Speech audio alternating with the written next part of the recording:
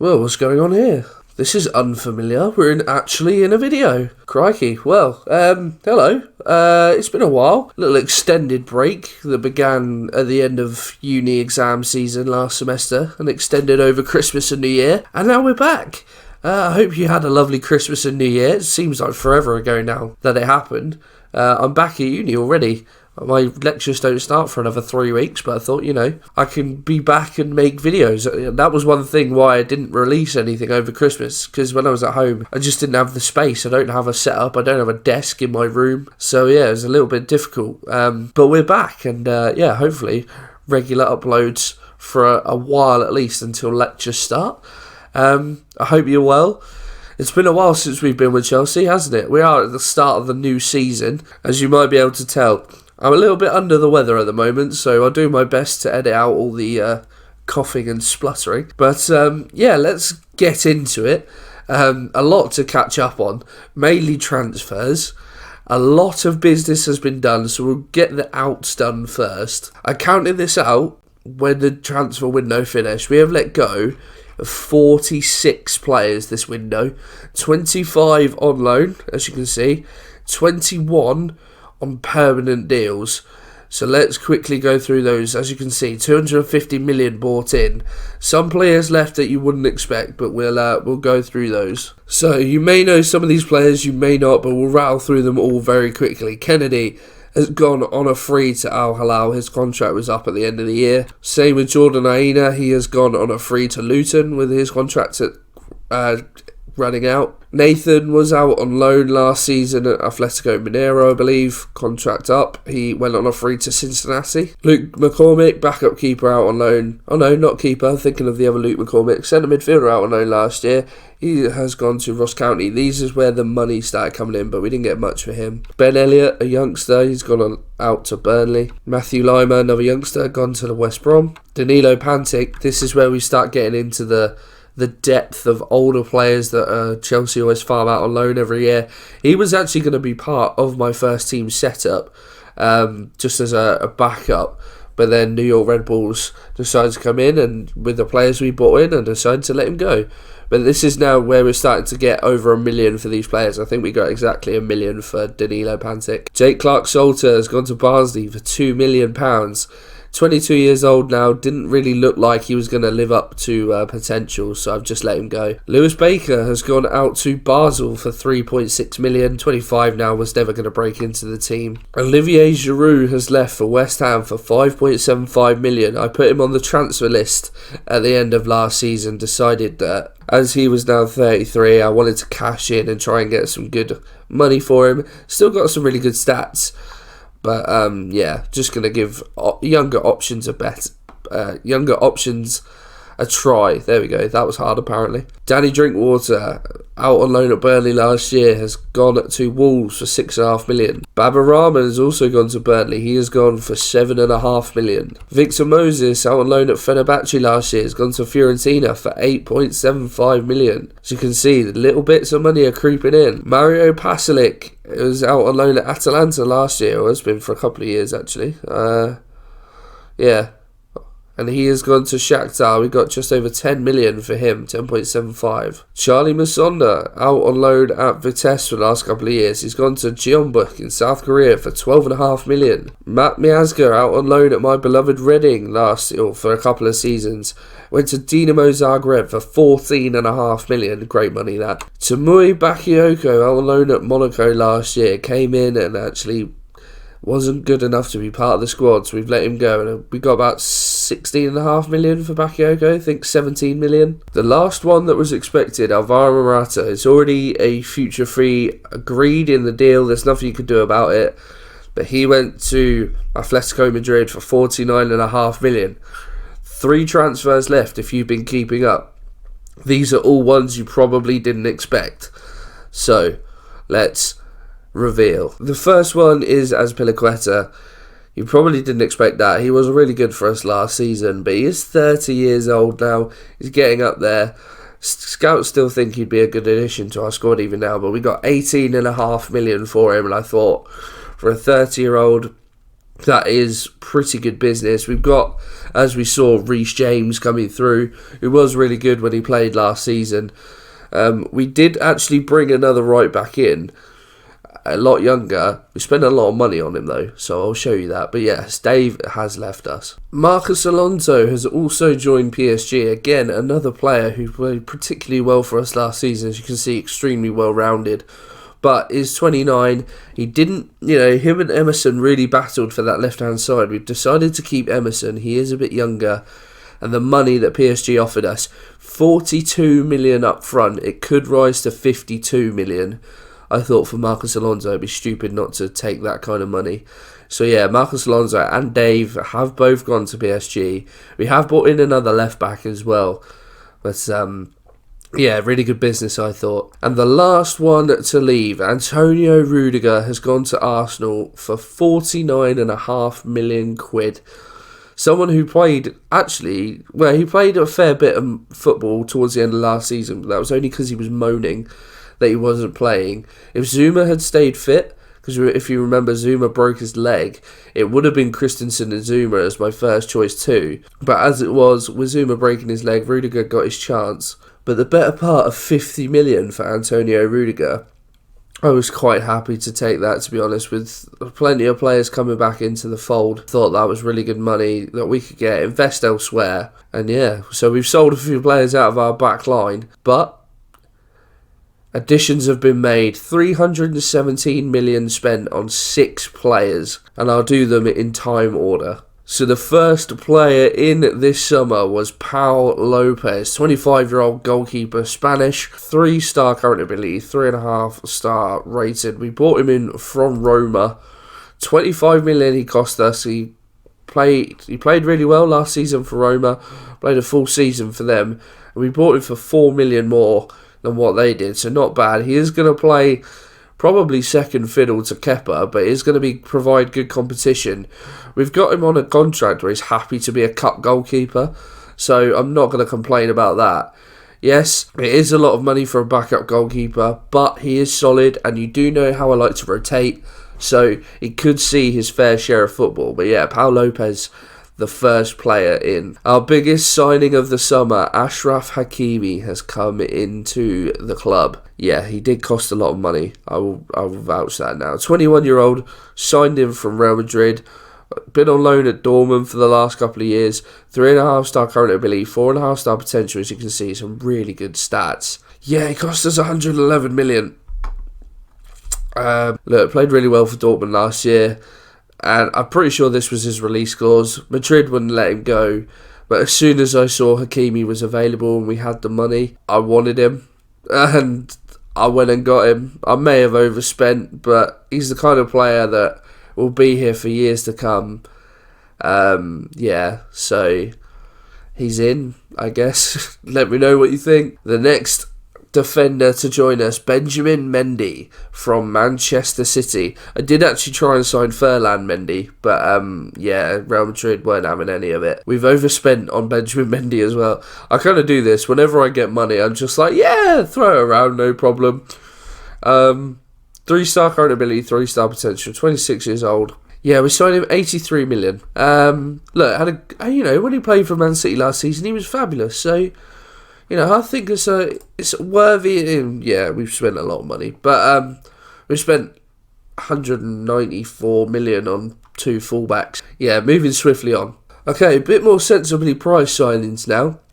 And we move into the second half of the signings. Matko Miljevic is what I'm going to go with. 19-year-old Argentinian attacking midfielder. I've never heard of this guy, but he's a real person, apparently, as opposed to a regen. We signed him from Inter. And as you'll see, we've changed the system this year. So attacking midfielders where needed. Yeah, 13.25 mil from Inter. Only played a couple of games from them last year and they signed him from Argentinos Juniors. But I think, considering he's only 19, with the potential that he has, 13 million could prove an absolute steal. He's already got some decent stats. Dribbling, first touch, vision is good as well, off the ball, decent physical. So I think this guy could really grow. Didn't have too much in the grand scheme of things on wages. So yeah, Miljevic Could be a dark horse, I think. This one's a bit out of left field, but yeah, Jack Grealish is in the van. 24-year-old Jack Grealish, 3-star current ability, 3.5-star potential. I'm pretty sure this guy and my last signing came in on deadline day, but I decided that I wanted a winger. And I thought, let's maybe look at English for a change. But his versatility is something that really drew me to him. Yes, he's on a lot of money, but the fact he's a natural on the left-hand side and through the middle, but can comfortably play on the right as well. It's really good versatility. We signed him for $31.5 million. Villa did get relegated, so maybe overpaid a little bit, but had a full season in the Prem last year. Already played a game for Villa in the Championship this season, but yeah. Jack Grealish, I think, a good rotation option, someone good to have. And yeah, I'm actually pleased with this one. The last signing of the window, Nicolo Zaniolo, 21-year-old attacking midfielder from Roma. Plenty of you will have heard of this guy. 3.5-star current ability, 4-star potential. We've managed to get him in. I think we've overpaid for him, but considering the amount of money we've spent on other players, he seems like a fairly good deal. We spent 53 million on this guy. He had a fairly indifferent season at Roma last year, but actually, he's been a bit of a wonder kid on FM for a year or two now. Again, change of system. We needed attacking midfielders. As you can see, some really good stats on him. Very well rounded at such a young age. But I got a scout report on him. It was deadline day as well, so I was just like, well, I already know he's good enough, so I'm just going to get him in. And then a scout report came in just before we signed him, and they're like, oh, you could have got him cheaper. So I was like, well, it is what it is. But yeah, Zaniolo in the van, £53 million spent. He will be my first choice, number 10, I think, this season. And as you will be able to see, that is the business we have done. 317 million spent. You can see it there in terms of fees. Defenders are quite expensive on this game, aren't they? Right. Should we get into a game now? Because between editing out all the coughing and spluttering and everything, I've already been recording this video for 16 minutes. So let's get on with it, shall we? So this is the squad that we are going to have for the season going forward. In terms of additions from the from the reserves or what have you, Ethan Ampadu, after his season at Leipzig last year, he is into the fold. Fairly decent season at Leipzig. Got a lot of potential, 5-star potential. And with Rudiger gone, I thought, Ampadu is a very highly rated player. Already made 19 caps for Wales. That's insane. So yeah, he is in the squad. I'm quite pleased to have him here. Ike Ugbo is our third choice striker. Yeah, let's not talk about that. If we just have a look for competition expectations this season, I don't think we need to go over anything else just as of yet. So for the Premier League, they just want us to qualify in the top 4 again. Champions League, reach the first knockout round. I don't know where we'll be seeded for the draw. Well, did we have it tough last season? I can't even remember that. Who did we have in our group last year? Salzburg, Lille, Madrid. Okay, so hopefully we'll do alright then. FA Cup semi-final, Carabao Cup, they don't care. So, fairly kind expectations again. But today's game is the first of the Premier League season at home to Newcastle. So let's look at the team. And what would you know, we're playing the 4-2-3-1. Yeah, I just thought, I don't know, I think with all the players coming back into the fold, all the loanees coming back, had a full assessment of everyone that was here. And actually, I think we could do with maybe a little bit more presence going forward. So we've changed this up. We do still have the... Oh no, we've actually changed to a wing play. Really? Interesting. We've gone for that as a wing play rather than anything else. Interesting, right, we'll come to that. But yeah, so this is the team that is going to take on Newcastle to start our season. So Kepa is going to be in goal. A fairly new look back four. Kimi at right back, Benjamin Mendy at left back, Ampadu and Christensen in the middle of the defence, with Ampadu playing that ball playing defender role. Kante and Jorginho are going to be in the middle of midfield. Now I know Jorginho loves to sit that little bit deeper, but he's going to play a bit further forward. We're going to go like this for now. If we have to throw in a bit of a deeper playmaker, then we will do. But we've got Zaniolo playing that role in the number 10. So hopefully these two can just go about their business. Willian is going to be on the right. He did sign a new contract, of course. Hudson-Odoi on the left after his fabulous season last year. And Tammy Abraham is going to be up front for us. Looking on the bench, Paul Lopez is there. And no other new signings. Milijevic, Grealish, all not involved. Excellent. Well, there you go. But yeah, a fairly stacked bench. Mount and Loftus-Cheeks, the likes there. Kovacic probably would have played, but got a bit of a knock, so is on the bench for this one. But yeah, really excited to see how the new signings get on. Hopefully you think I've done some good business. Let me know in the comments what you think. But let's go and play Newcastle. It gets to this point of this game where we know we're now into the second season. Who players have signed, or who teams have signed. Eddie Nketiah has joined Newcastle on loan. Very interesting. They're playing their normal defensive formations. Ola Aina is someone who used to actually play for Chelsea. Zeki Selik is someone I've seen as well. I've played a lot of FM over Christmas, just in terms of offline, and yeah, it's gone fairly well. I've learned a lot of stuff. I've sort of changed the way that I play a little bit, but you know, it's I think it's going to stand us in good stead going forward. Of course, the Chelsea save is only going to run for this season. We are only going to do one more season, and then we will move on. I think I know what I'm going to do for my next save going forward. I won't reveal that as of yet, but hopefully that won't be too long coming to you. Hopefully we can wrap this save up fairly quick, and yeah, we can get on with things. As the first highlight of the game comes just after half an hour in. And Zaniolo now, his first touch that we've seen. Plays the ball out wide to Hudson-Odoi. We've got him on the back foot, and Willian is there with the header. Good ball in from Hudson-Odoi. But Willian heads it straight over.